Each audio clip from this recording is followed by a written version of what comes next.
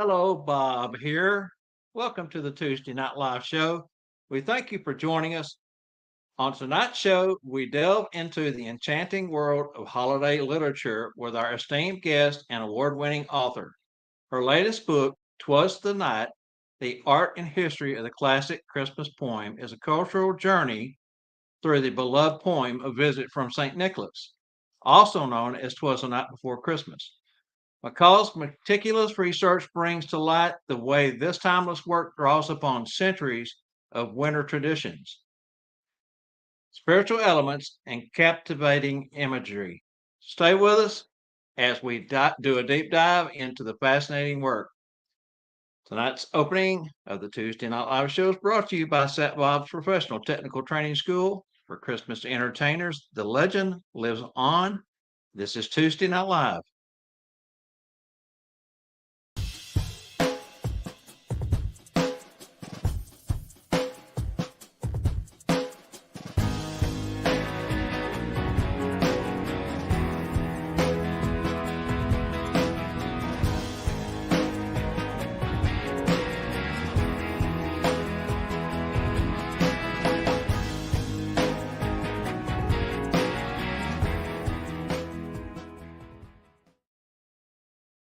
Hey, let's get started by bringing in my friend who is well known for his daily jokes and bringing life to any stale party by bringing a cooler full of Red Bulls and a bottle of ghost pepper hot sauce. That's right, in our circles, he is known as Pepper Belly Spangle. Got wings. Here's Spangle. Hold on just a second. Let me finish this page. Hold on. Yep. Wow. Man, I'm going to tell you what, this is one heck of a book, guys. Hey, how's everybody doing? I'm so glad to be here. And you guys are in for a treat because we got you a special guest coming tonight. Hello, Bob. Hello, Spangle. Yes, we do. I've been excited about this since you introduced me to Pamela a few weeks back, and just ready to get started with it. So before we move on, though, let's get everyone to say hello to Angela Mack, our producer. She's sitting over here in the corner, as she always does. Hello, Angela. Hey. Very good. Hey, here's a great thought, and I love this thought. You two want to be too cool for school? You got to go over and check out fancylees.com for all of our exclusive swag. That's right, our exclusive swag. If you want a piece, get over and purchase it. All right. Be right back.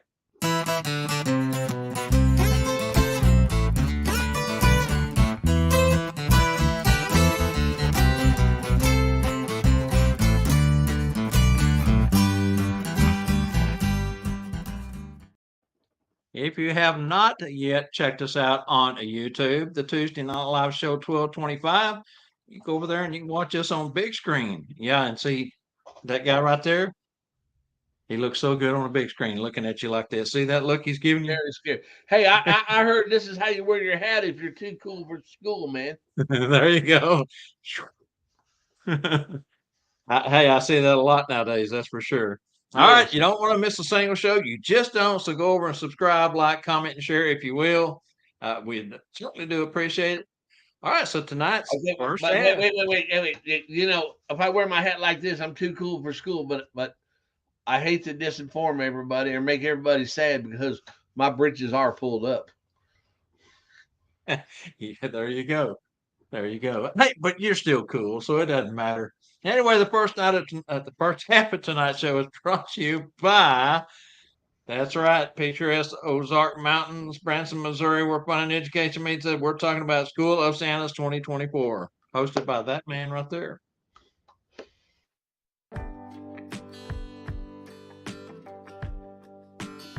Noah Lott reporting for TNL Chatterbox News. This year School of Santas will be held July 18th through the 21st in beautiful, picturesque Branson, Missouri, right in the heart of the Ozark Mountains. If you've been before, then you know all about the 4 days of festivities that School of Santas is best known for. Each year the host facility, American by Wyndham, Branson and Conference Center is home to over 100 clauses for the weekend and is centrally located in the middle of everything Branson.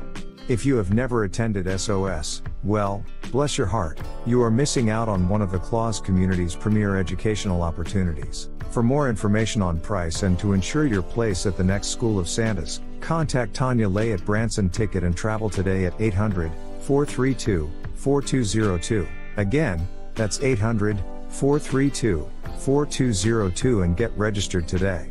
I'm Noah Lott reporting. Now back over to you guys in the TNL studio. This just in, Mr. Trivia is ready, he says.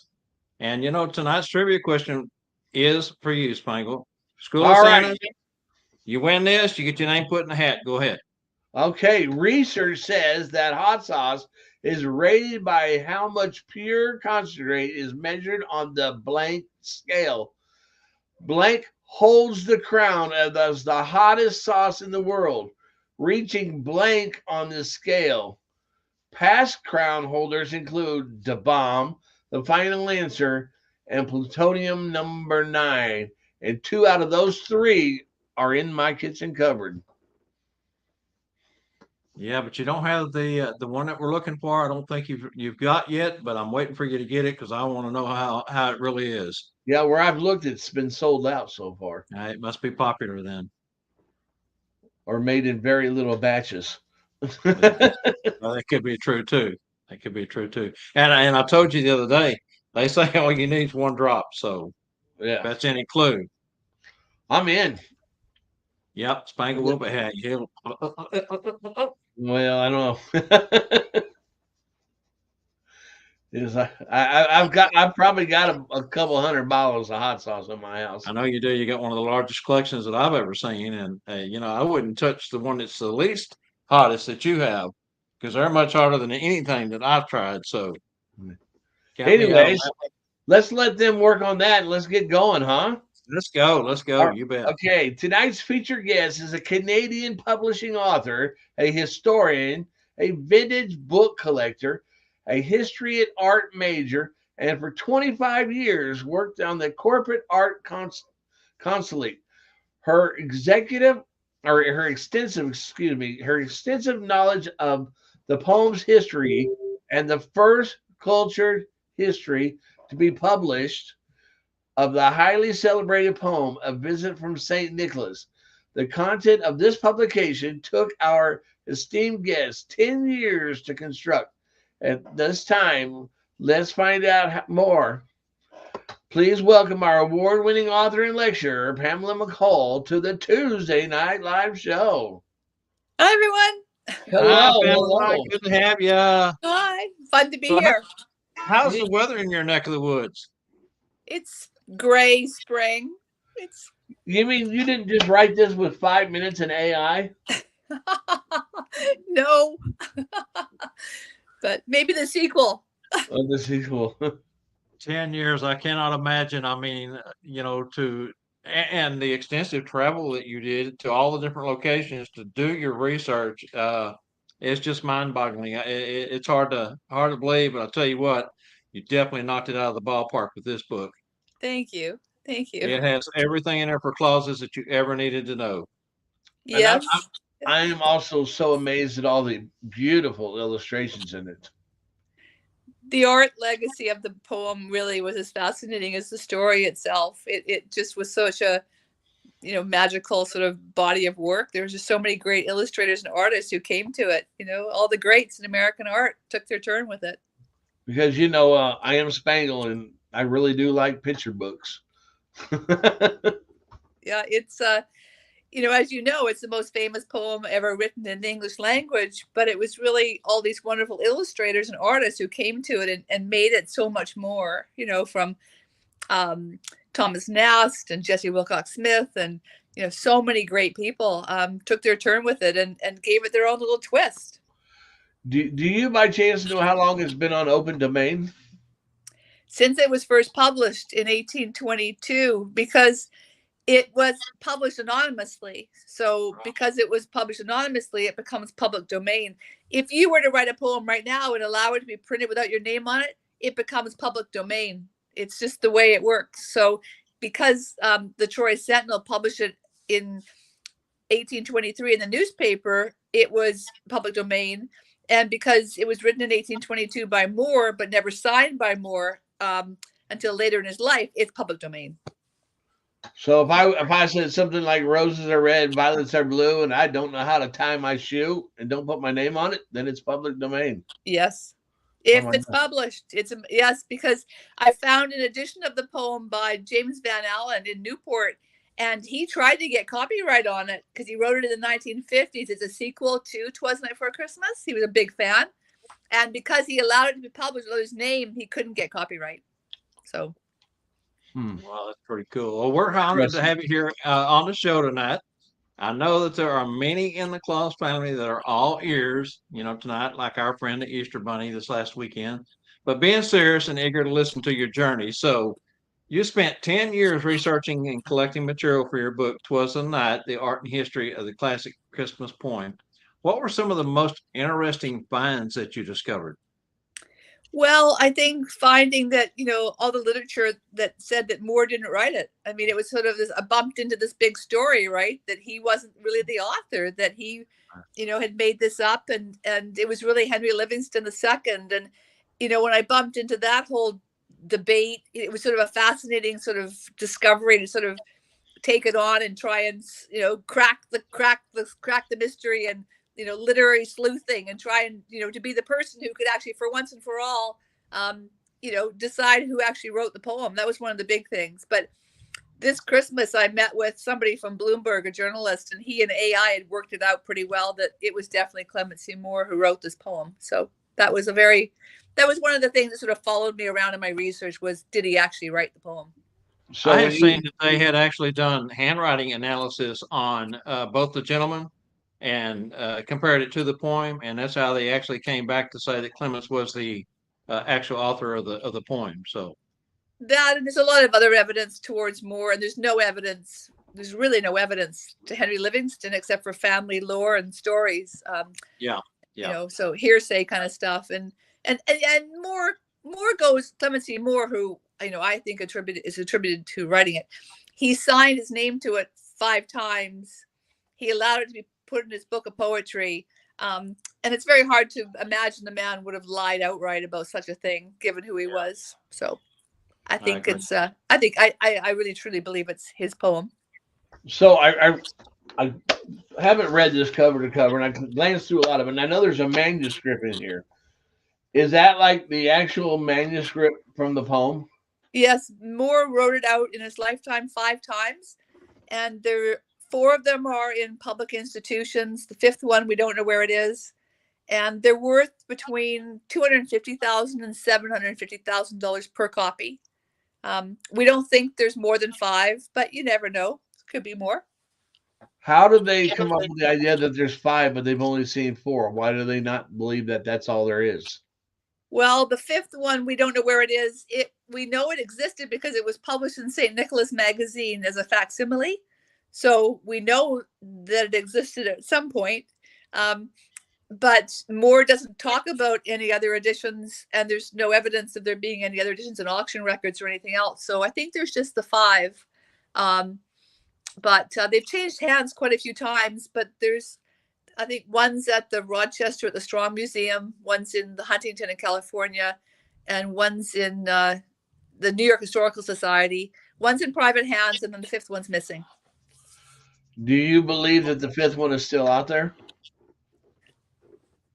I don't know. I don't know. I've I mean, really, what are you doing for the next 10 years that you couldn't solve this? Yeah, lifting up floorboards in museums and going through every single book on every shelf. No. Right. It's probably tucked away inside some book in some used bookstore. Yes, it probably is. Or it was used as to light a fire one day and it went up in smoke. Oh, I wouldn't don't that be know. so sad? Well, anyways, let's go on. Over the holiday season of 2022 and 2023, you toured multiple states, attending museums, bookstores, and other locations, sharing with audiences your knowledge of the poem's own story. What was the response you received, and how was the bicentennial celebrated? Well, in 2022, I went out and I toured for about 40 days, and I did probably, I don't know, maybe 40 events or maybe a bit more. it was good. I mean, but it wasn't really until 2023 last year when it went crazy, and we did like huge events. I did like 150 events. We did things in Manhattan. I met with Santa Claus in Times Square with his elves. We did a thing with children. I went to Washington, D.C. We encouraged the Library of Congress and the White House to do a bit more for TWAS than they'd planned on doing, which they did. The Bidens got on board, and they actually decorated every single room in the White House with something to do with TWAS. So pretty great. And then we had a huge party in Manhattan on December 19th with the Moore family and 200 other people.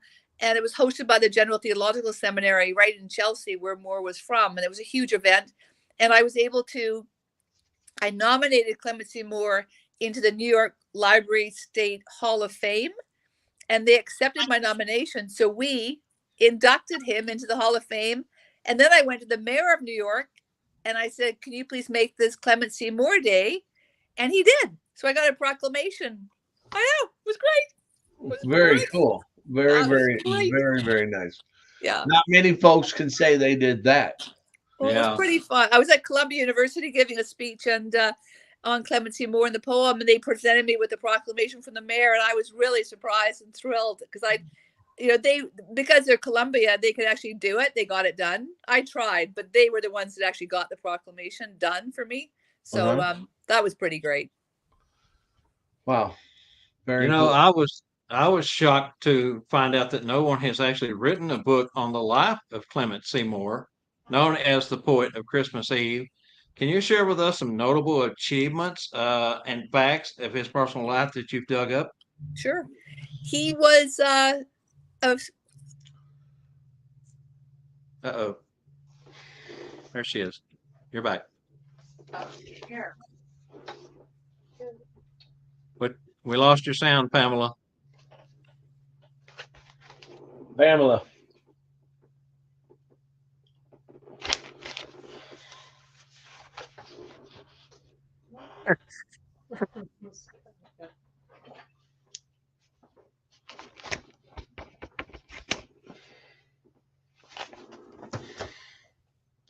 So she's going to go out and come back in. That's what the TNL sign is for. Can you hear me now? We can hear you now. Yep. There you go. Very good. That was strange. Anyway, so Clemency Moore, he was a very benevolent, kind man. He gave to a lot of charities, including the School for the Blind and special education in New York. He gave a lot of money to the building of churches. He was really quite something. And he was loved by everybody. I mean, everything I read about the man, from his students to his family to his grandchildren, everybody, that he was a very loving, kind. He kind of embellished Santa Claus in a way. He was very charitable. He would give to anybody who asked him for funds. He was very wealthy, but he was known for being very generous. So that was lovely to get to know him. I really I read all of his diaries at Columbia, and I read a lot about him, and I really thought he was a wonderful person. So that was nice to know, right? How did he become wealthy? Was it from writing, or was it from? No, he never made any money from writing. It was from his the land development. They owned all of Chelsea in Manhattan, so you can imagine the kind of wealth they had. But it really came from Queens or Elmhurst, where the family first came, the Moores, where they developed Newton apples, and they did a lot of land development. So they came there in the 1600s. So you can just imagine the amount of land development they were involved in. And then it came on both of his mother's side and his Clark side, his mother's side, and the Moores, his father's side. But one really interesting thing is that the very first time that we ever see it's ST period, so Saint A Claus, like ST period, the capital A period, and then Claus in America print is in 1773 in Newton, where it becomes Elmhurst, which is where the Moore family homestead was. So I think that's kind of fun. The very first reference to Santa Claus in America was in the town where the Moores had their homestead. So now, is the STA for Santa or what? Yeah, ST period A period Claus. So Saint A Claus. The first time you ever see that in American literature, or actually in print in America. It's in a newspaper. They had a Santa Claus meeting to celebrate St. Nicholas Day. So I Isn't guess that- Saint A Claus became Santa Claus, much like Donder became Donner. well, it's really fascinating because, and I've got to do more work on this to find out where that all comes from, because it wasn't St. Nicholas Day, it was Santa Claus Day. So, right? Kind of fun. Saint A Claus. And we don't normally do this right here. We normally wait towards the end of the show to start taking questions or comments, but we do have one that has popped up we want to address real quick. One of our viewers wants to know if it's possible to get a signed autograph copy of your book from you, and they also wanted to know if Spangle was selling the book. Yes. Yes. Yes. Can I throw something in here, and I'm sure you'll go along with this? Sure. I am selling the book, and we'll be seeing her in just a few weeks. So if you want to get a hold of me, we can get your name if there's something you want written in the book, and I can have her sign it, bring it back to the shop after the convention, and mail them out. Definitely. And I also have my book, 'Twas the Night Before Christmas, the bicentennial edition of the poem, which Spangle and I also, like, Spangle's got my book. So I printed this book for the bicentennial. It's a special edition for the 200th birthday of 'Twas. And so we've got those two. And this is also available in Spanish. Yes. And through Stuff for Santa. Yeah. And through Stuff for Santa. And we also have a cardboard version where it's for thicker hands if you wanted to give it to a child also. The board book. Yeah. The border book. Yeah. Yeah. But I mean, I'm sure if they get to me with what they want written on books or whatever, we can take care of that there in Memphis. Yeah, I'm in Memphis. I'm arriving. I'm there the whole 4 days or whatever. So I'm happy to do anything to help anybody. Or sure, right. Great, cool. I think I have to bring mine and get you to sign it. So that answered the question, didn't it? Okay. Yes. All right. So, okay. So you have stated that, to your knowledge, there are several thousand editions in printed books form alone. Which are your favorite editions and why? Also, could you speak to the known collections that you have discovered in your research? Sure. The Darley, the FOC Darley edition is probably my favorite because I think Darley was an amazing illustrator. He was the father of American illustration from Delaware, and his edition depicts Santa Claus as a tiny little elf character. And I really love that because that's the language of the poem, that Santa Claus is a tiny elf. So I really love Darley. It's the edition that Theodore Roosevelt read when he was 4 years of age. And then it's the one that Theodore Roosevelt read to his children and his grandchildren. It's in his library at Sagamore Hill. So it's kind of fun. That edition has a lot of history to it. And it's also very, very beautiful. So I really love that one. I think Jessie Wilcox Smith also, because again, she was such an important illustrator, and she also depicts Santa Claus as a very small little elf character, and I really like her work. So I think that's up there. But there's, as you said, there's about 2,000 book editions of this poem, and so it's fun to have a lot of them, as many of you may have, because you can look at the illustrators like Holly Hobby or somebody or Tasha Tudor and see their take on it. And you can see how it was really the illustrators that morphed Santa Claus from a tiny elf into a character that we now more readily associate with Santa Claus, right? So it's really interesting to look at all the different editions and see how people have taken poetic license, not only in the color of his costume, but the size, his demeanor, all these things. It's been really interesting for me to see. I have an edition from 1958, which my father gave me, and I've had it my whole life. I've kept it with me always. And so it's one of my favorites as well. And I've bought collections of 'Twas for different museums. I've been hired to build collections of 'Twas Night for Christmas. And I usually include all of those when I do a buying to sort of get somebody going on a collection. But there's a lot of really beautiful pop-up books. that are very popular. And as far as like when you just asked, what were some of my journeys when I was looking for collections, it has to be the visit to Oklahoma, where I went to a bunker in an oil company where they have the biggest collection in the world of Twas in a vault so that it won't be taken away by a storm. And it took me 4 days just to look through that collection. Let So me ask you this question: how big is your collection?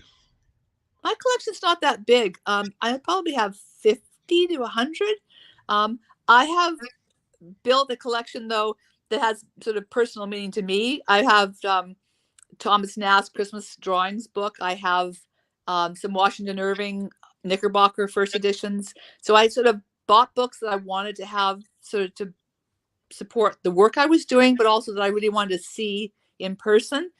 I didn't amass a huge collection of Twas just because I didn't have an end game for it. And when you're collecting, you know, you need to have an end game. I think you need to know where's this going to go, or what are you doing with this huge amount? Otherwise, you just have books piling up everywhere, right?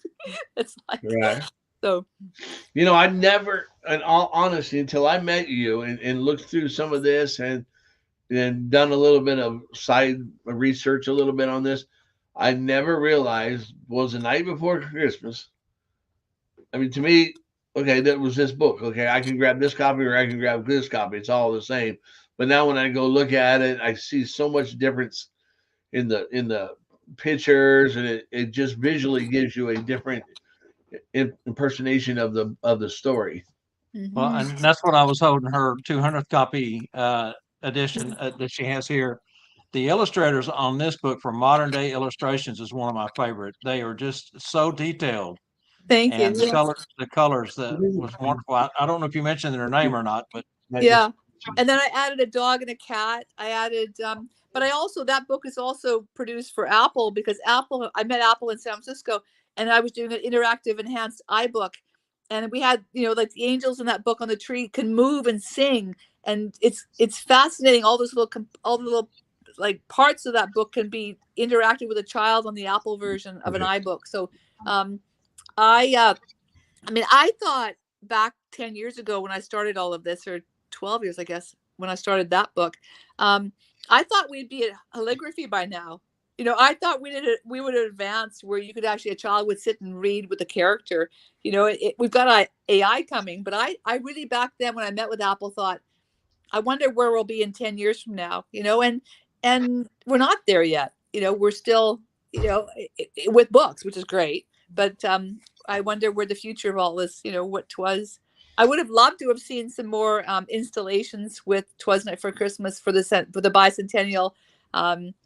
But I have limited resources. And I can only do so much, but it would have been fun to see it on a bigger scale. But Cirque du Soleil did a performance, and I don't know if you've seen it or not, but they toured the country and I went to see it myself. But it's a much loved poem, that's for sure. They did the Cirque du Soleil did those the night before Christmas. Yes, Cirque du Soleil. They've toured. I saw it in Boston, but it came out in Chicago a couple of years ago. It's toured around. I was in Milwaukee, I think, this year. It tours around every year.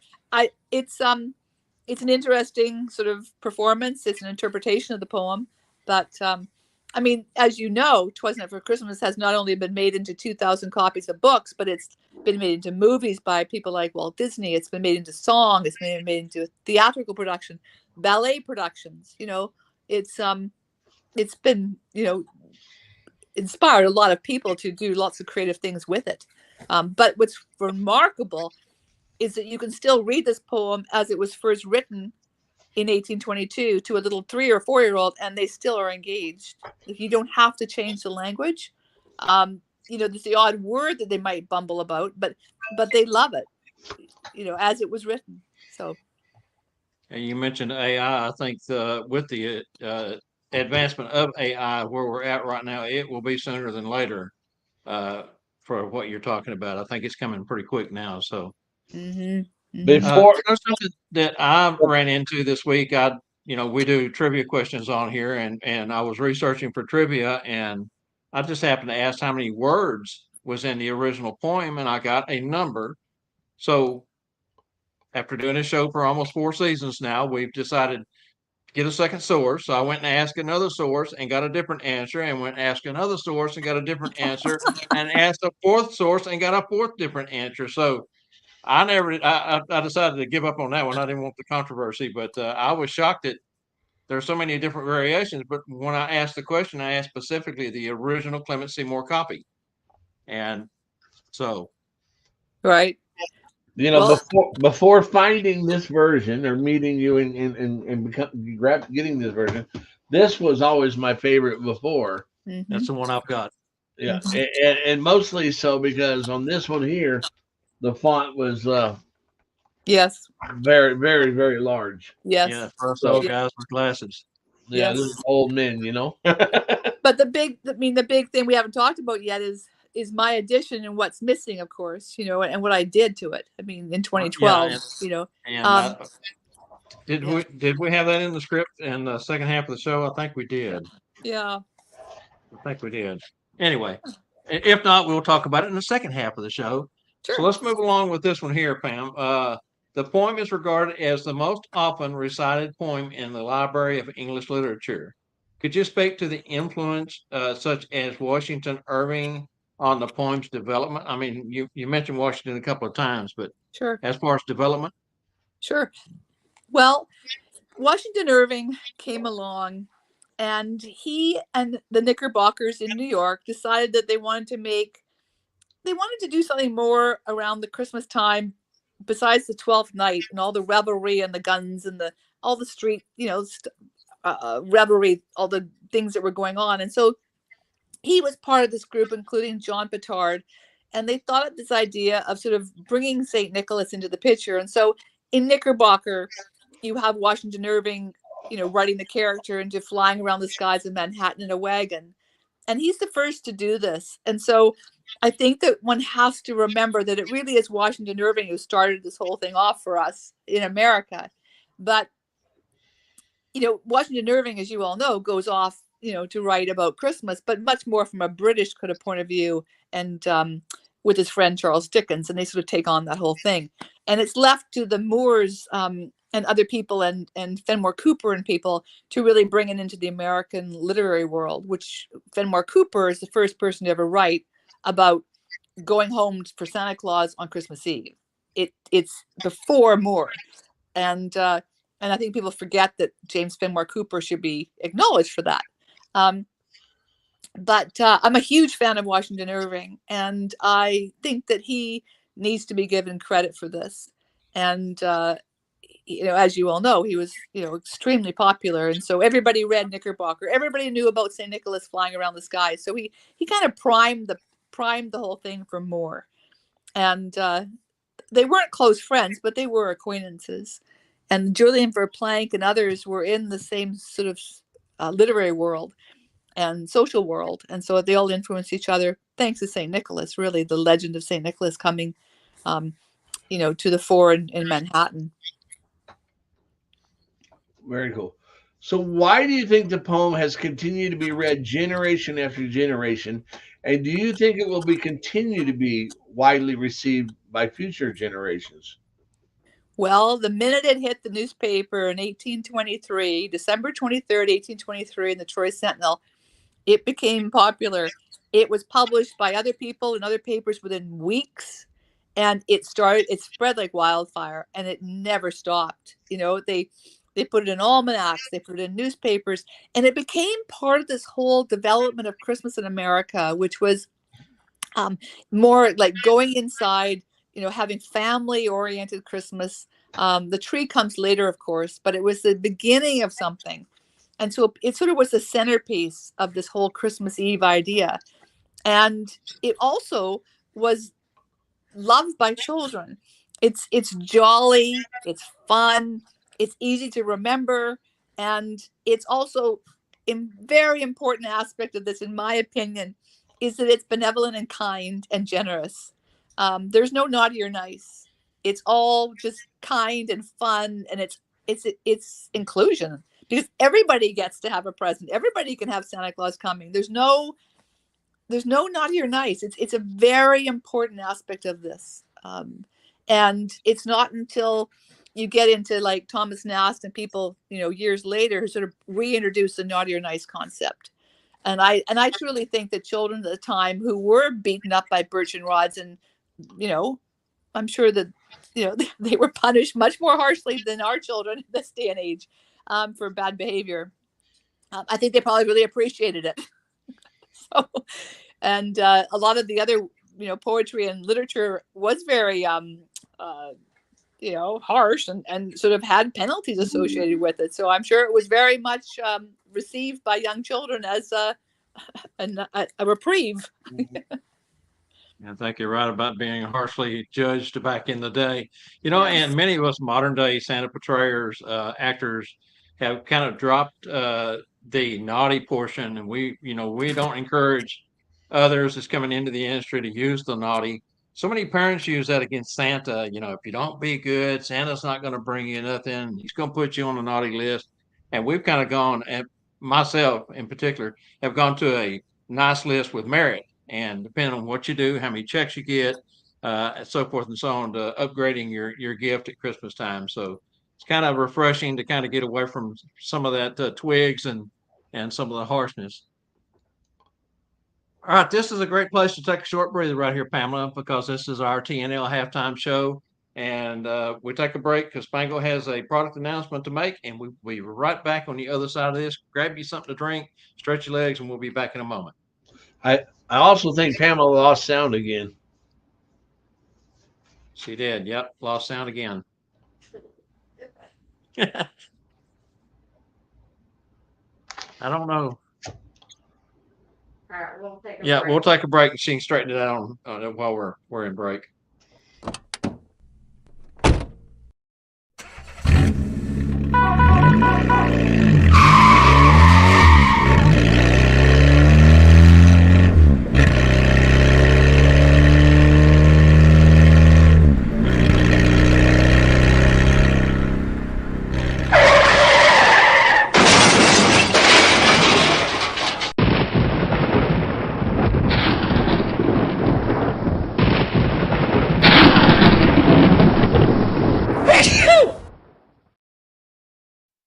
It's okay.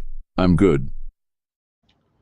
Stop the show. Hey, It's all time right. for the Tuesday Night Live Showstopper special. And for that, we're going to go over to Spangle All right. and see what he's got cooking this week. Let's just ask this real quick. Pamela, can you hear us? Can you hear me? Fantastic. Yes. Good. Good. Hey, Showstopper special. We're going to do the books today. Look at here. We're also going to give away one of these books on the trivia. But right now, tonight, you can get one of these books, $10, and I'm going to ship it to you free because I want to put one of these in your hand, okay?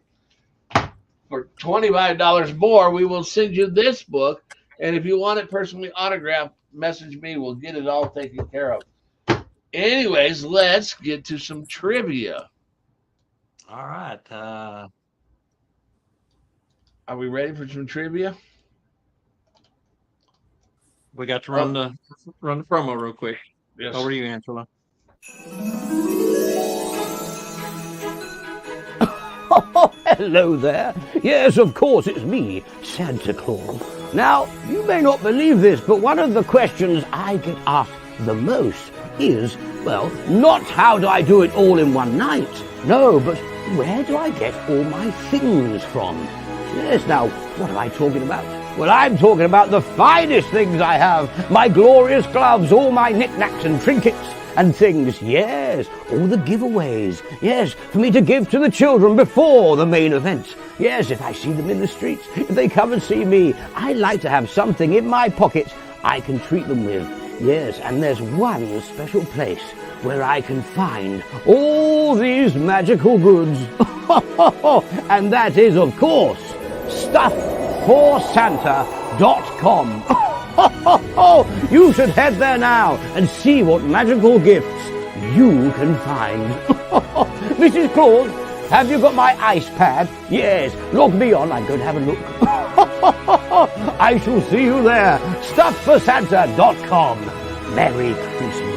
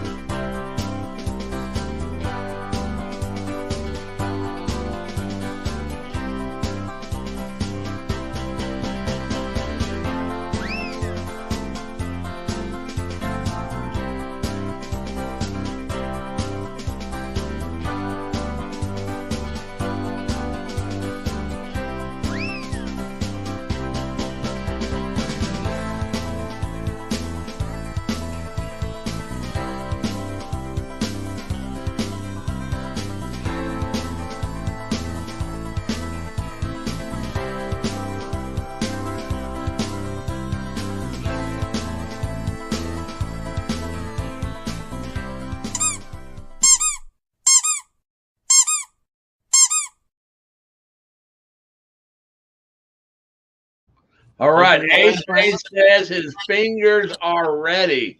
He's looking. Now, let me tell you, we might take this a little bit further, this question, because if you've been paying attention to the show, you're going to get part of this answer. Was the night before Christmas number of handwritten copies of the poem and the number of stanzas in the poem. Now, tell us where these copies are, too. So, anyways, there's the question. It's on the screen. Let's get going. Part of it was given in the first part of the show, so if you was paying attention, That's why I threw that extra part in there, because that extra part was given in the show too. All right. That's correct. All right, well, get your fingers working. We're going to go ahead and move on to the second half of tonight's program with our featured guest, Pamela McColl. Over to you, Spangle. All right. In 2012, you decided to publish a smoke-free edition of the Night Before Christmas poem. What was the response of you editing such a famous poem? Well, I thought it was going to be just sort of my contribution to tobacco prevention. And so I decided to do this. And I wrote my own little 500-word media release, and I put it out there and had a journalist call me and do an interview and everything else. And then it was September the 12th of 2012. And I got a phone call from the Atlantic media waking me up because I'm on the West Coast. And they said, have you seen the cover of the National Post? And I said, nope, I haven't. And they said, you're page 1 and page 2. And I said, how did I do that? And they said, well, the American Library Association have taken great offense that you decided to edit the most famous poem in the English language. And they called it disturbing and disgusting and a bunch of other things. And it turned into this huge international media storm, and it went absolutely stark raving nuts. I mean, from the New York Post to NBC Nightly News to The View to the BBC to India, China, Brisbane, it went crazy. And everybody had this big opinion on, was it an edit or was it censorship? And I firmly believe it's an edit, because if you want a smoking Santa Claus book, you can go get yourself 2,000 of them. But it was nuts. It was absolutely nuts. But I ended up winning 8 book awards, and I was doing an interview with NPR, National Public Radio, out of Los Angeles, and the American Library Association decided to be on the call with the NPR journalist, and she called me a literary vandal. And so a lawyer from Cincinnati called me up and he said, I heard that. And he said, that was ridiculously not okay, because you're not a literary vandal. That's ridiculous. And he said, I'm going to take them on your behalf, and I'm not going to charge you. And I went, okay, go for it. And he did. And it was crazy. But I mean, I think the highlight, was the New York Post, because they called me up one day and said, how's it going? Right. Because they knew I'd, had a lot of backlash and a lot of insults and everything else. And I said, it's all good. Selling lots of books, getting lots of media, talking about tobacco prevention and imagery and children and Santa smoking and all of this. But I said, I just got some hate mail from an elf. And they said, what does it say? And I said, it says, the only wreath that this elf wanted to see that Christmas was on my grave. And it was signed the head elf of the Snowman Factory. And so the New York Post said to me, can we have it? And I said, sure. And so they published it to page 4 with a cartoon of a little Santa Claus sitting in the corner on a street going, boo-hoo, nasty McCall has taken away my smokes. But it did nothing but help the book, and it did nothing but help me personally and financially. The book went on to be a #1 bestseller on Amazon, and it gave parents the choice, or Santa Claus the choice of, do we want to read about the Santa Claus smoking a pipe in the 21st century or the 20th century, or do we want to just maybe move along here? I was just really pleased to have done what I did, and I stand by it. I was at a library event in Troy, New York, I'd been signing books and everything else, and a man walked up to me and said, "Did you do that?" And yeah. I said, "Yes, it's my book. I published it. I did it." And he picked up the book, that book that Spangle's been showing you, that hardcover book, and he hit me on the head and called me a heretic. Wow. So it was crazy.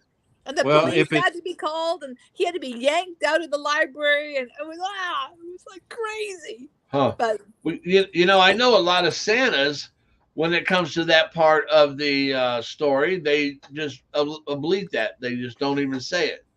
Now, typically, when we were doing the story, I typically had my Mrs. Claus reading the story, and she would read that part, but I would go just during that part, because we kept the poem the same because that wasn't the way it was in our book, but I was, like, nope, not that, Yeah. Well, when people say to me, "Oh, it's a teachable moment. Don't wreck a classic. Don't take it out." I go, "A teachable moment. Okay, it's Christmas Eve.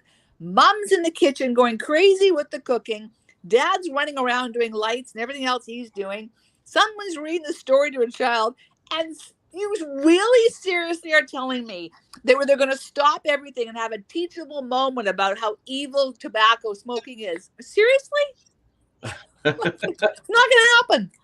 No, not going to happen." So I was working at the campaign for tobacco-free movies, and I was working in San Francisco on this, and that's why I came up with this idea, because I was trying to think through, what I could do, and then I bumped into the "Wasn't It for Christmas Santa" smoking, and I went, bingo, right?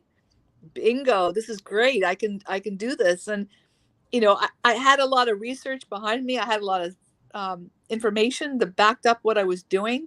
I mean, the United States government in 1998, under the administration of Bill Clinton, made it illegal to depict cartoon characters as smoking under the Master Settlement Agreement. So I didn't realize that. They did that. Like, Joe Campbell died. We killed him for a reason. We killed him because research showed that cartoon characters smoking sympathized children towards these products. It didn't make a 5-year-old run out and become a smoker, but it sympathized the product, so that they were just later on in life, they weren't such a, they were sort of cool. Joe Campbell was cool, and it was just not a good thing. And so when the American government did that, and the Master Settlement Agreement, you cannot have a smoking character in an ad. It's illegal. Then it just makes sense to me that we would use the same science to protect our children from depictions of Santa Claus, who's the most influential character of all time, smoking. It's just, we don't need to do that. It kills 50% of people that use tobacco die. 28% of people who die from secondhand smoke exposure are children and infants and babies. So it's not like, oh, well, so what? It's like, well, wait a minute here. It actually is a very serious health situation. So I mean, when I did it, I had no idea that I would cause the controversy or the sensation I did. But it was, I guess the word's magnificent that I was so successful, because I just think it's great that I was able to spread so much information and people could actually have a choice. Right. Should we go on to my next one, Bob? Well, I was going to throw in a comment real quick and tell you to go ahead and move on to yours. Most of the Santas I know nowadays, Pamela, eliminate that completely by either skipping it, or there is a first person in Santa's perspective of the poem out there that a lot of Santas do, that has a separate verse in it that eliminates the pipe and brings in a candy cane that you pluck from a reef. I'm sure you've heard it. Right. And so, but the majority of the Santas that I know, modern day Santas, we don't do the pipe part anymore. And there are some that are traditionalists that do. And again, that's their choice, because there's, like you say, so many copies. Do it your way. I'll do it my way. And over to you, Spencer. Yeah. So, anyways, as a small boutique publisher, you also released and redesigned an edition of the 1922 book based on the life of Santa Claus as a little boy growing up with his siblings. The boy who lived in the pudding lane was long forgotten, and it must have been thrilling to bring it back to life. Can you tell us about our audience? Can you tell our audience The premise of the book and the characters described, including Santa's siblings, his grandmother, and wife-to-be.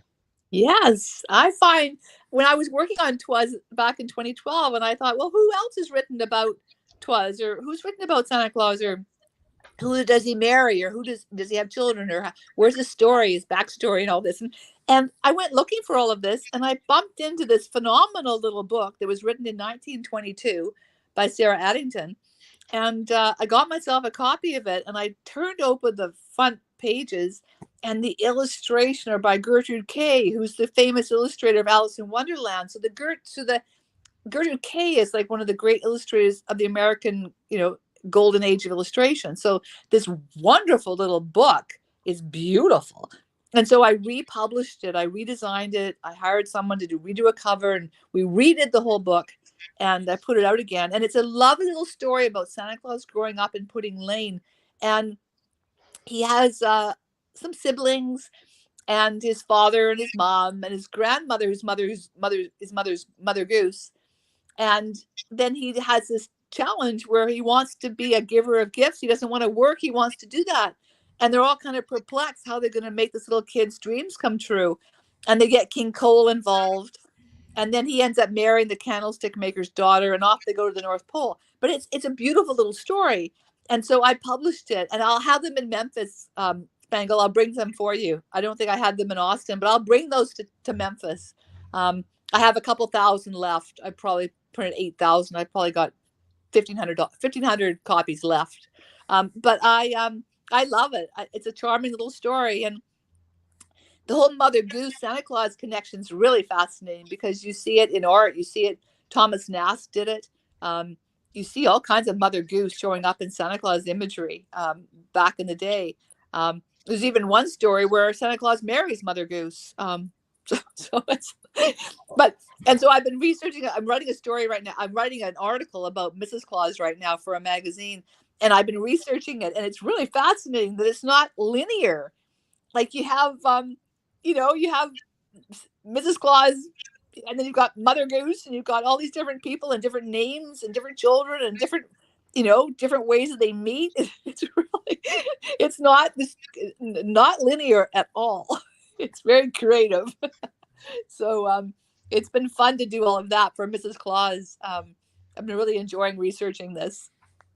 And that's a question that comes up quite often, not only by the children that we visit with each year, but even new Santa's, Mrs. Clauses coming into the industry. What was Mrs. Claus's first name? Because you hear, Right. If you look at the movies, there's so many variations of what her name was. Right. Well, you look at the literature too, like you go back to the 1800s and you look at all of the beginning of Mrs. Claus in American literature, and as I just said, is not linear. They have different names for her, different stories, and how she came about. Really, really interesting. So, what is your perspective? What do you think Mrs. Claus's first name is?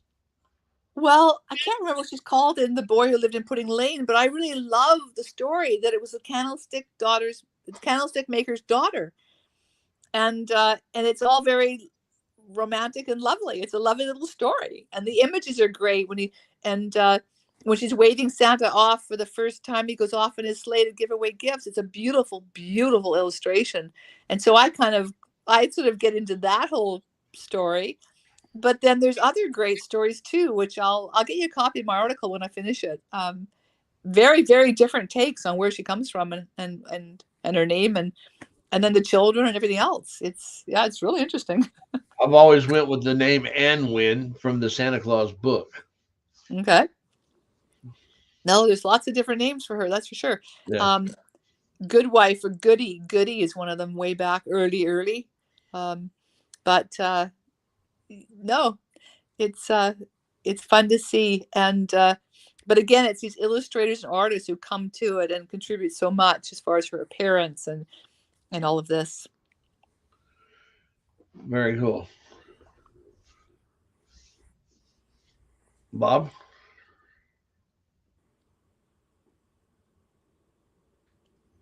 Guess it would help to unmute, wouldn't it? Sometimes I mute and I forget. I'm human. What can I say? So you spent so much of your career with the poem "'Twas the Night Before Christmas." Could you explain your own Christmas memories and favorite aspects of the season to us? Sure. Well, I'm 66, so I was born in 1958, and so I grew up in that era, right? Of little silver tinsel trees and lots of Christmas carols and lots of family parties and neighborhood parties, and we had a great family of lots of great aunts and uncles, and it was such a magical time. It was so special. And my father was in the lumber industry, and he'd always make it home for Christmas, usually with a tree, on the car. So very, very magical. And now I have a granddaughter who's 2.5, and I just read her "Twas Night Before Christmas" for the first time this year. And so, it's just such a wonderful time to carry on traditions and customs, and it's this continuity, this lovely familiarity, right? Which I love. But it was funny, after my father passed away, my mother dated a man, and my father was very capable forester, and my mother brought her date home, and he was trying to fit our Christmas tree into the Christmas stand. And you know how you have to chop the bottom of the tree off to get it to fit into the stand? Well, he was so inept at using a saw, he cut his tie off. And I remember all of us looking at my mom going, "This isn't going to work." He didn't pass the muster. Couldn't put the tree in the tree stand, let alone cut down a tree. It was like, anyway. So I don't know, Christmas, just as all of us have, family memories, and it's so important, I think, to have continuity. And I think reading "Twas the Night Before Christmas" is part of that. I mean, no matter where I go, people will come up to me and say, "Oh, our family get together and read that every year." And I go, "You and the rest of the world." Like, people, with their adult children, get together and read it out loud. It's a big part of Christmas still for many, many people. Yeah. And it's this lovely sort of memory of childhood. I think the nostalgia of it, and continuity, that's so comforting. I thought you were going to say, when you grew up in 1958 and we watched black and white TVs, but we seen it in color. Yes. I mean, I don't think growing up when we had black and white TVs, did we ever realize that they were black and white? I mean, we've seen it in color, I believe, Yes. It was just what we had. Yeah. Okay. Yeah. So what other plans do you have for sharing the love of the poem with audiences and your appreciation of the art legacy that follows the poem? Well, I do plan on touring for 2 or 3 more years. I'm building my tour right now for this year. I've already got lots of gigs and events going on in different states. I've really enjoyed meeting the Santa Claus community. I had great fun in Austin. I'm looking forward to Memphis. I'm going to Atlanta. I'm doing different things. Did I hear some talk that maybe you're going to stop in Branson? Maybe. Mm-hmm. It's, all of it. It's just so much fun. And the way I've sort of thought this through is that I've got, I printed a lot of books because I got into a couple of big national magazines last year, and I thought I got ahead of myself a little bit. So I have quite a bit of inventory. So I do plan to tour for 2 or 3 more years until I have sold all my books. So if I don't make it there this year, I'll be there next year. That's my plan. And I think I got quite a bit of your inventory too. Yeah, and I've got lots and lots more. So we're going to be knowing each other for a while. I just think that it's so much fun to go out there and share it. And I've given this talk. I give multiple, variations on my talk, and I've had a great time meeting people. It's been very well received, and I don't charge to talk. I just go out there and sell books and talk. And I've been to some of the major museums, lots of them, and it's been really thrilling. I've been in Plymouth at the Mayflower Society for Thanksgiving a couple of years ago, and I've been to all kinds of art galleries and museums and libraries and schools, and it's been really fun. It's a very happy topic. It's very pleasant. It's like, unless someone wants to hit me on the head with a book and call me a heretic, but other than that, it's usually very positive. That was definitely rude, no doubt about it. Okay, so right here, don't go anywhere, Pamela, because we're going to jump into something else, but we've got more to come. So Okay. right here, we're going to go ahead and before we go to the audience for questions, we're going to bring in Jessica Rosa in just one moment with her North Star segment. We're going to run the video and then she'll be in with her trivia question. Over to you, Angela.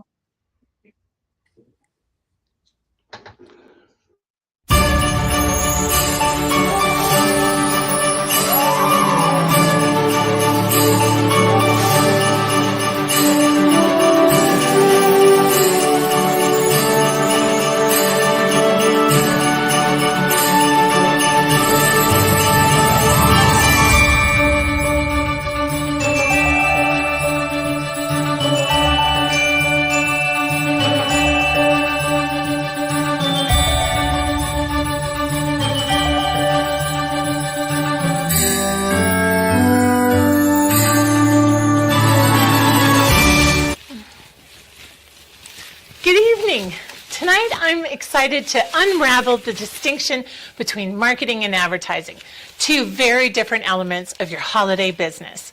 I often hear people talking about wanting to up their marketing by advertising on social media, but in reality, they're expressing a desire to increase awareness of their services to attract more customers, which is actually closer to advertising than marketing. I'll explain. Marketing involves understanding your clients.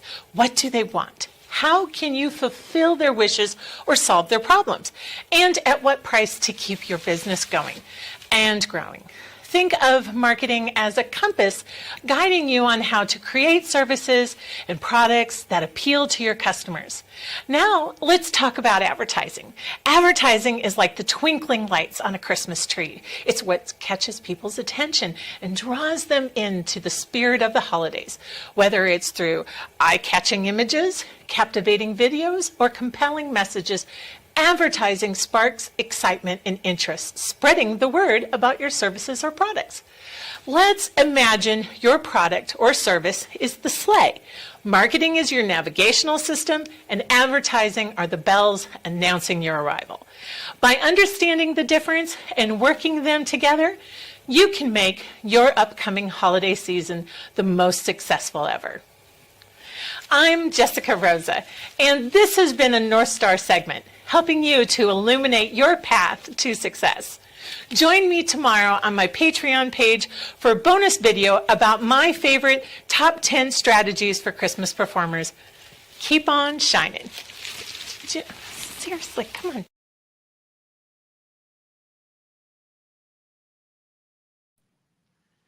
Hello.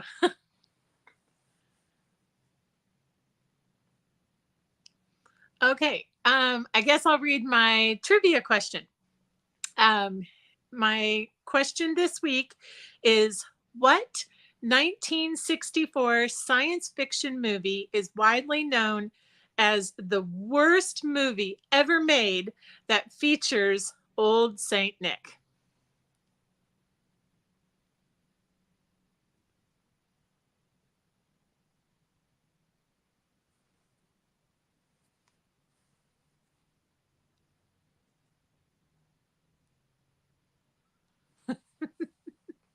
How are you guys doing tonight?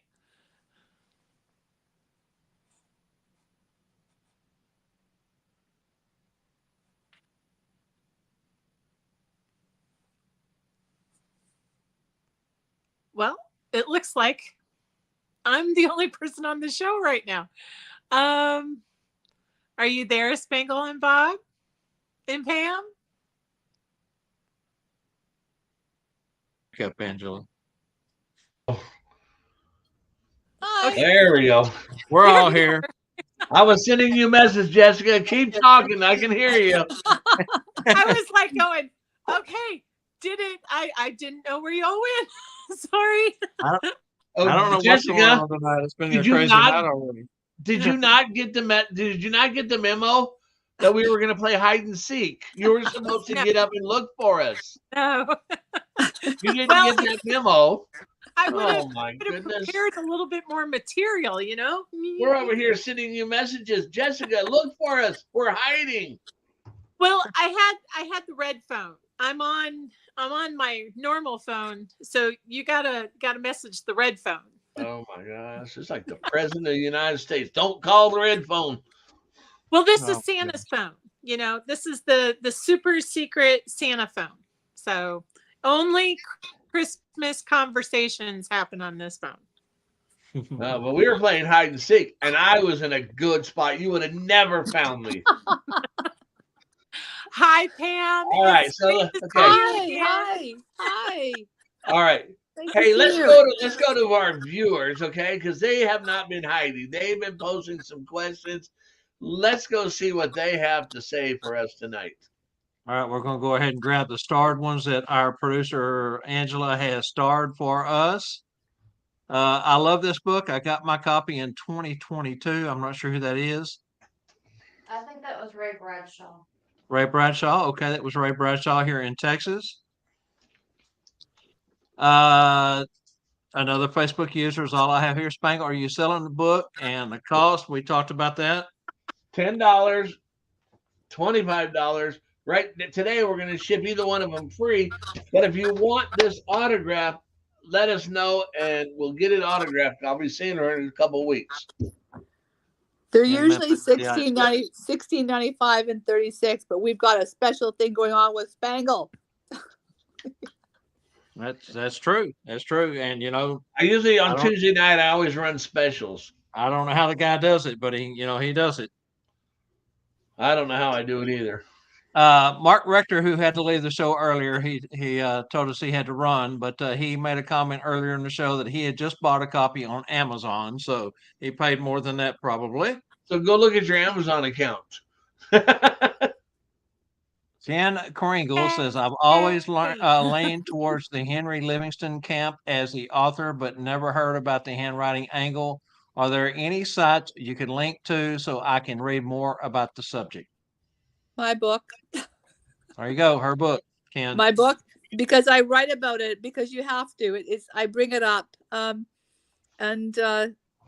there's just nothing really to substantiate Henry Livingston. It's yeah. Okay. By the way, guys, that book weighs 3.50. And how many pages is in it, Pamela? 264. 264. I was saying 265. I must have miscounted But somewhere there. there's art on every page pretty well. That's Mhm. what took me so long, because I had to go get all this art and get the rights to it, and like there's Nanny Warhol image in there.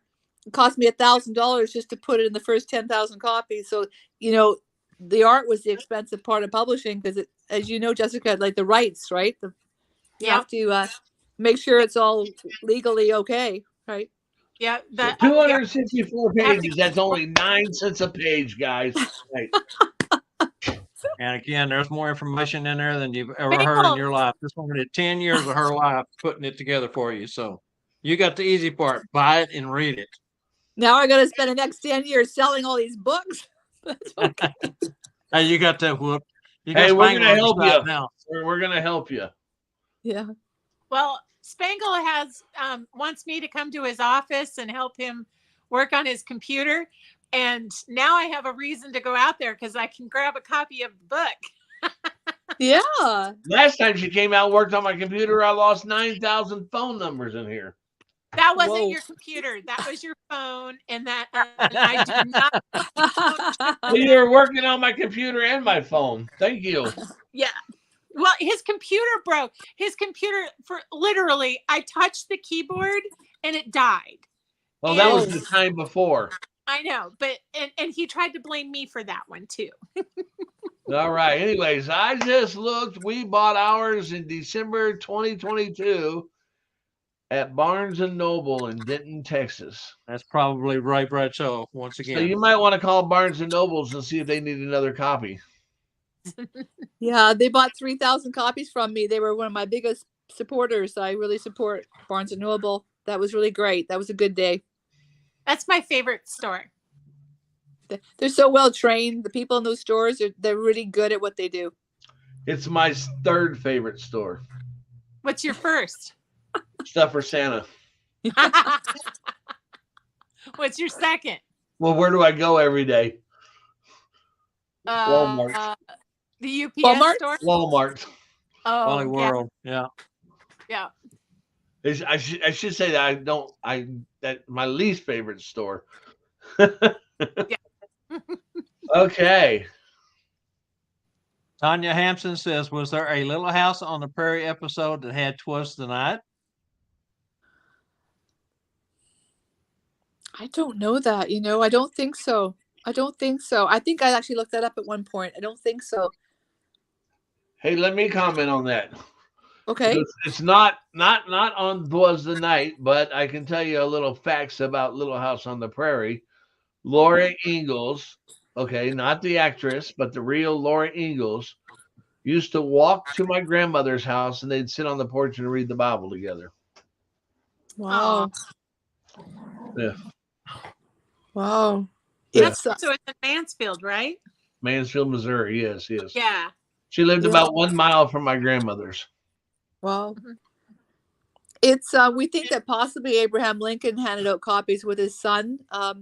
There's some stories about Abraham Lincoln giving out Christmas books to soldiers and to families with his son. I don't know if it was Twasn't It for Christmas, but it's possible.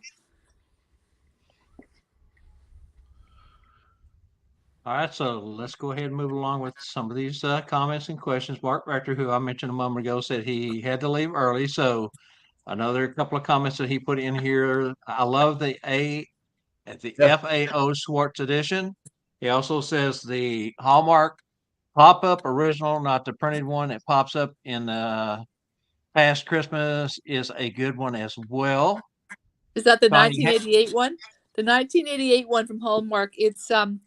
It's very valuable. Their pop-up books become quite valuable because they don't survive, a lot of them, right? They get abused, they get used and torn apart. So that book's worth around $200, even though it's only 1988, but it's worth about $200.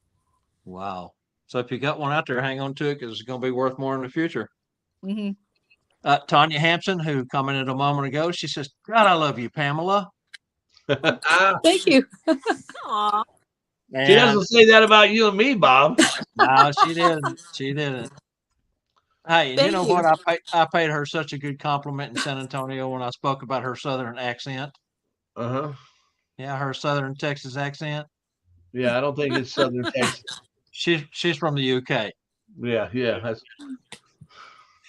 Deanna Golden, I don't know if you know Deanna or not, Pamela. She sent you a friend request, I think, on Facebook a while ago. She had mentioned, but she is with Santa Ana Holiday University. It's a Mrs. Claus, mostly Mrs. Claus school that travels the country and puts on classes. She says, Pam, how do I find you on Facebook? But then she came back and said she found you and will stalk you with a hug in Memphis. So she's also the CEO for the IBRBS, who is the group that puts on the ISC. So she'll be there with bells on. Wow. Great. Wonderful. AJ Bayless, the world famous Mr. Trivia, says, Spangle, if she does stop by, I'm going to ask Connie Bayless before I think about buying her book since I have no concept of money. Ain't that the truth? I think Connie's got Connie is his mother. So I think Connie's got me on speed dial every time he says he wants something. Bangle, this is AJ's mom. I got you on speed dial. Yeah. I got you on speed dial every time I want something. I know. Scott Saratine, he's in Oklahoma City. He says, and as part of the Cornerstones school that we formed this year, this had back in February in San Antonio, as we mentioned. He says, come to Cornerstones next year, 2025. I'm very open. If anybody wants to invite me to come and speak anywhere, I'm very happy to do that. I love traveling around. So, like I said, I was out for 50 days last year, 50 days in a rental car. So I did a couple of trains, but I was driving around. I was in 6 states and I did an event or 2 every day. So that was a bit crazy, but I did it. I did it. The train. How was the train? I love training. I would train much more if I could. It's so easy, right? To hop from New York City to Delaware. It's like an easy little train ride. But I did a Now- lot of car because I had a lot of books with me, right? So my books are based in Ashland, Ohio. So that's my hub. And so I get a car and I drive the books around, to Michigan or anything from Ohio. So I have a question for you. During the shutdown, the Canadian border was closed. Did you go start craving mad, being locked up in Canada, not being able to come to the States and do your books and chores and Yeah, well, I think back in 20, I was I had a farm. I had 18-acre farm on an island in the Gulf Islands, and I was running a bed and breakfast. So I was kind of busy. I was having a good time too, though. But I've sold that now, so I'm 100% Christmas, and I'm 100% my books right now. I just got overly enthusiastic. I've been known to do that before in my life, and I just kept thinking, given the size of America, I thought, okay, well, and everyone loves this most famous poem ever written. And so I printed a lot of books, but that's okay. As Jessica just said, there's a difference between advertising and marketing and being incredibly optimistic. Yeah. Well, you're in good company with the three of us because we're in the same boat with you. I know. It's like, what was We I bite off way too thinking? much all the time, so we understand that concept. I know. It's like, and I Hey. sat here, I was in January, and I said to myself, I was like going, oh, whoa, what have I just done? Because I mean, I had lots of success. I won like the Benjamin Franklin Silver History Award for the book. I got on national magazines, national media. I did great, right? But I put all my money into all these books, and so I was sitting around in January, and I went to myself, and I went, okay, well, you know what? You got to solve your problem. You can't sit here and mope about it. So I went, okay. I thought, what am I going to do? And so I thought, well, Santa Clauses must like the book and give it away and read it to children. And I haven't really, tapped into the Santa Claus. I've already met that many of them. And so I phoned up this lovely Santa Claus in Austin, and he said, if you can get yourself down here, we'll help you. We'll spread the word. And you know what? I thought, and I told all my friends and my family, I said, Santa Claus is going to help me. It's like, and then he introduced you to me, right? And then I got introduced to Spangle, and it was like, and now I'm going to Memphis, but it's not just the books. I really enjoy this. Like, you guys are lovely. Austin was awesome, So I have a problem. But in my world, as long as you have widgets, right? Mm-hmm. You just got to sell the widgets. It's not a disaster. It's just you got to work harder than I plan on working right now at my age, but that's okay, right? Yep. Right? Me too. There again, we're all in the same boat with you. Yeah, So. same thing. Yeah, I gave up my portrait business as a family and children photographer to become Santa and Mrs. Claus's photographer. And because she met me. Yeah, because I hired a Santa to come to my studio and be Santa. Now I have a full-time North Pole. I'm like sitting in the North Pole right now. Well, I know. I saw your studio, your pictures of it. That's pretty amazing. I was blown away. Actually, that was great. That's a pretty amazing you never studio. know. I call it the power of the power of Christmas. It's the power of the curse. Hey, Bob, I think we got some comments from our people still. Well, are you going through the questions? Yeah, we still got more questions left. Tammy Weaver, and I'm not sure if this goes to Pamela or if this goes to Spangle or who it's for, but Tammy Weaver says, is there a code? Just get a hold of me directly. Okay. There you go, Tammy. And AJ, tell AJ I'm not going to stop. Well, AJ, should we tell Jessica? Yeah, he says to tell Spangle to stop blaming everything on you. Okay, that's never gonna happen. All right, so moving back along to Deanna Golden, and by the way, Deanna, reach out and talk to her about Santa Nana and Cornerstone, so we can get her down to San Antonio also, while you've got her ear talking about you, Pamela.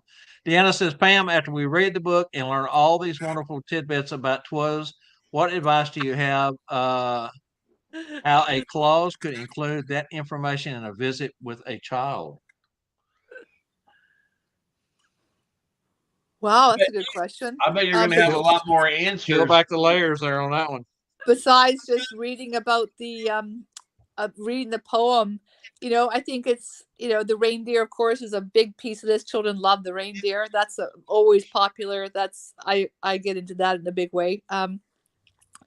Just all the elements of the poem, as far as, the house and the shutters and the time, everything about it one could elaborate on. But I guess the reindeer is the big piece. It's probably the most popular piece of the poem for children. And why Rudolph's not there, right? Where's Rudolph? Those, I always get asked that. What do you tell them? They haven't met him yet. They haven't met him yet. Yeah, he comes later. Yeah, there was not that foggy night. Yes. Yeah, exactly. All right, so Everett Prostrollo says, so is Spangle selling a copy of her book this week? Yes, Everett, not just this week, but for the foreseeable future, Spangle is a agent for the books. I'm going to let you read this one, Spangle. We love you, Spangle and the Clown and Bob McMasters. I bet I knew who that's from. Who's that from, Angie? That is the most magical Santa ever. The most magical Santa ever. Yes. Randall? Yes. How about that? That's magical. I commented Randall, about Santa, Checker Lee. He's got 5 names. And the next question is his too. The next question is also his. Get Pamela to come to the Red Suit Conclave and talk. Girl, you're going to be in high demand after tonight. Well, I'm happy to do it. As I said, I'm booking 3 years, so I've got 200 nights to book. So MAPS is the Michigan Association for Professional Santas. They are a group of like-minded men and women, portrayers of the clauses. They're in Michigan, so they're just not too far from you, probably. So, yes, Randy, reach out to Pam and talk to her. She'll be glad to talk to you. Yes, I spoke at the Toledo Club last year. That was really fun, and that was great. I've been up to Birch Run, up where Bronards is. I went there last year, so no, I'm happy to go anywhere. I hadn't been to Texas before, so that was fun to do Austin. But no, Pamela, I'm just going to give you a suggestion. When you see that big white trailer going down the road that says stuff for Santa, just get in behind it and follow the draft. Yes, we'll have to chat about that. No, I'm very happy to do anything. It'd be great. Hal Grant says, as a fellow Canadian, Pamela, I appreciate your other books as well. And this is something we did not mention. Not only do you have these books, but you've written quite a few books. What, another 10 or 12 or? No, not that many. I did sort of books on particular things that I sort of cared about, that I thought had a social sort of purpose. So, but I'm sort of retired except for Christmas. Well, I am retired except for Christmas. I'm not going to tell you how many books I have. I won't shock you, but I will be in Christmas for the rest of my days. Let me ask you this. Is this book available on audio? No.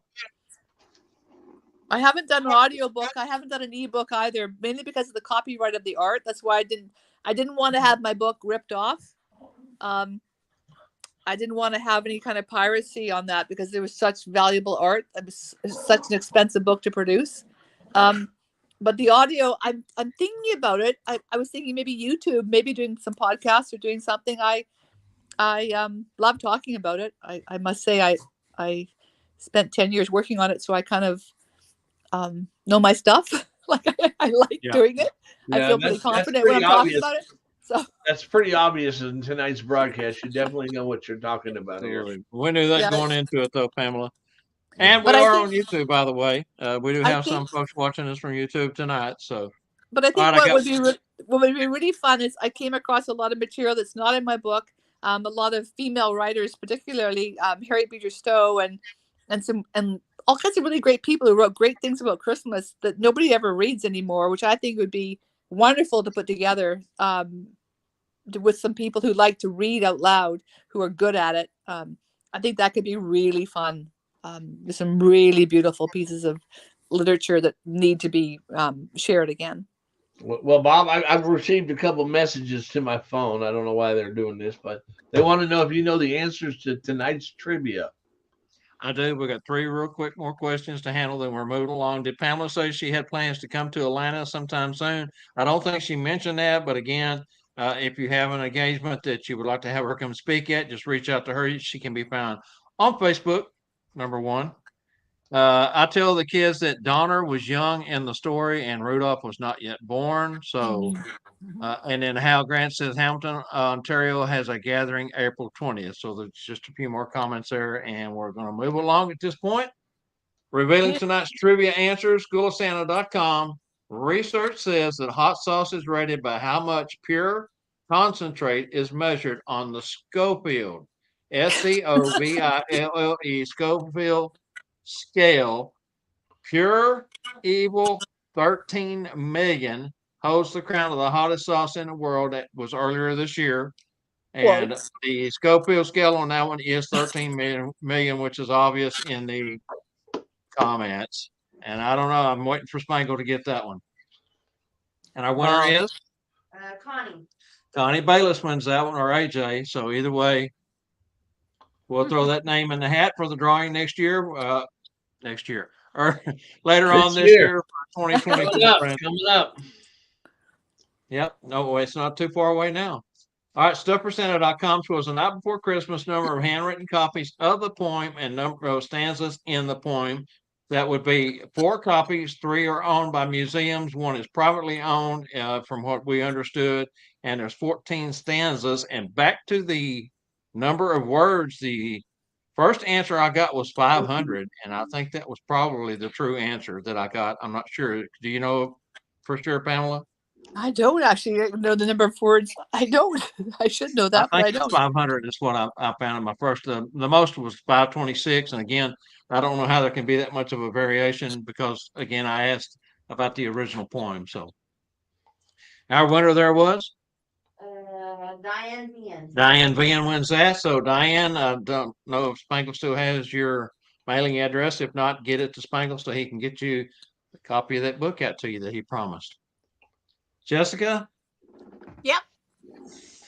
Yeah, I haven't What reached out to you 1964 for sure. science fiction movie is widely known as the worst movie ever made that features old Saint Nick?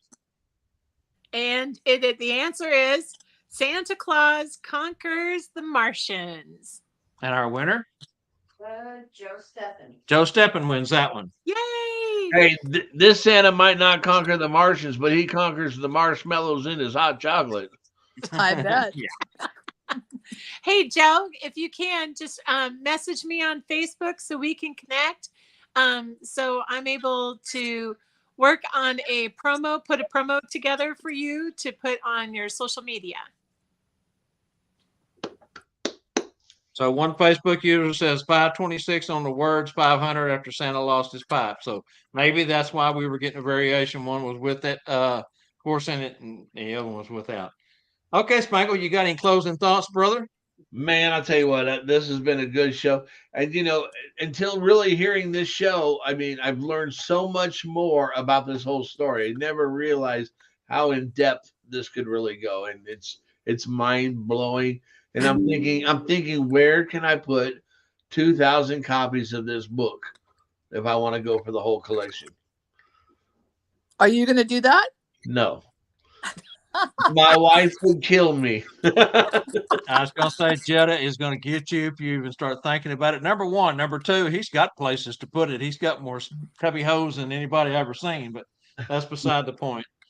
Anyway, Pamela, the Tuesday Night Live show, TNL Productions, is going to be in Memphis. We have a booth. We're right next to Spangle or across from Spangle. Great. So great. I may grab you there, or Scott Saraton may grab you there. We may get you back on again for a short interview during the ISC. So Sure. we'll see you there at that time. We want to thank you so much for coming on tonight. What a fantastic guest. We knew you would be. We knew that this was a topic that really needs to be talked about more often as far as the history and everything that's connected to it, because those causes, we got to know. Yes. Got to keep it all going. All right, Spangle, over to you, brother. All right, join us next week for our next TNL episode, 7 p.m. Central. Yes, that is 8 p.m. on the East Coast. And can't wait. Forget about those guys on Monday, 3 p.m. Central, the Bob and Randall Show. Check them out. There's always something to be had. And if you go back 2 weeks, you'll see the review of her book.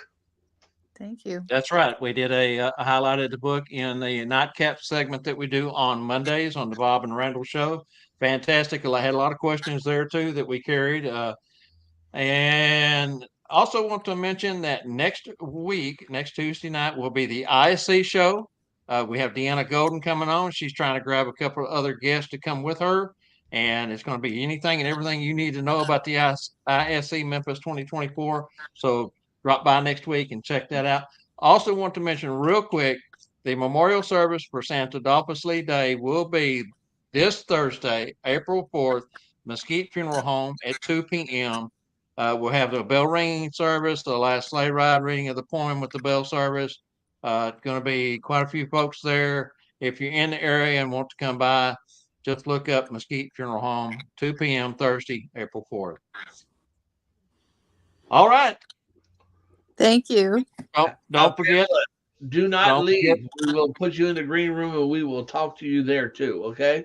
Yeah, that's right. Don't go anywhere. We're going to talk back in the green room before you go anywhere. Okay, so don't forget to check out fancylees.com, which helps support our channel with all their swag.